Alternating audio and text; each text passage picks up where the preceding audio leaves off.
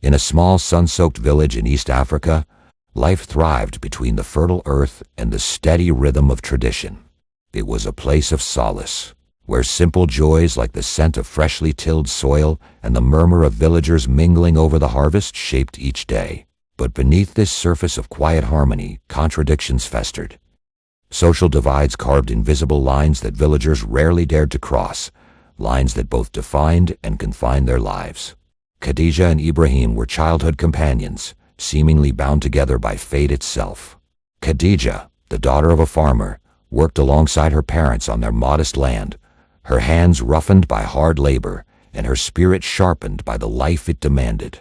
Ibrahim, on the other hand, belonged to a family with wealth and influence. Despite their differences, the two forged a bond in their youth, a bond that matured into something deeper as they grew older.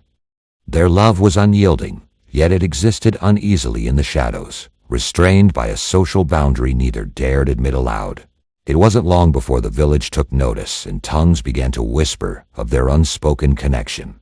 While Khadijah's world consisted of mornings in the fields and evenings in candlelit conversations, Ibrahim looked out over his family's vast lands, shaped more by privilege than necessity. Despite their differences, the two forged a bond in their youth, a bond that matured into something deeper as they grew older.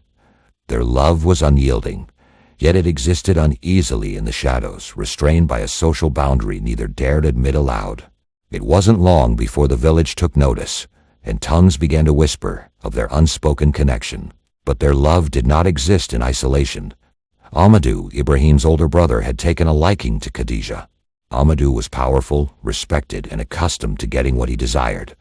It didn't matter to him that Ibrahim and Khadijah shared such deep affection. To Amadu, her status didn't define her potential place in his life. It only defined her subservience to his whims. As days turned into weeks, Amadu's pursuit of Khadijah intensified with carefully disguised propositions and subtle threats. Khadijah, however, rejected him at every turn. Her heart belonged irrevocably to Ibrahim. Still, the world around her conspired to pull her away from him.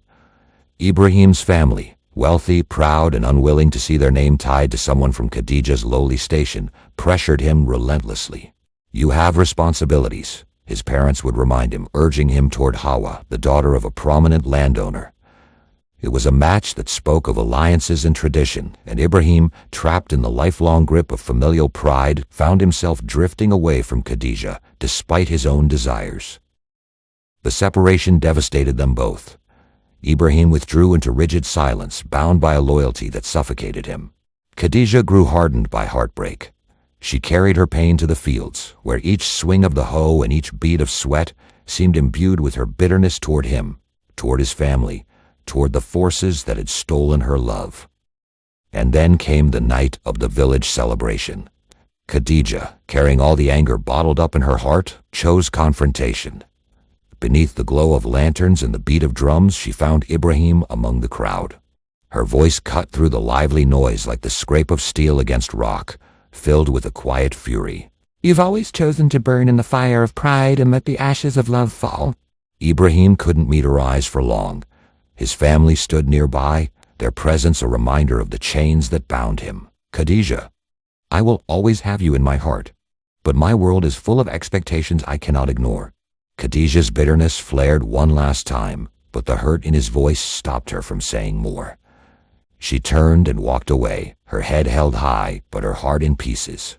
Behind her, Ibrahim stayed frozen in the place where his love could never reach her, unable to move forward, yet unwilling to go backward. Between fire and ashes, neither one could find solace. Their love, though strong, had been no match for the world around them.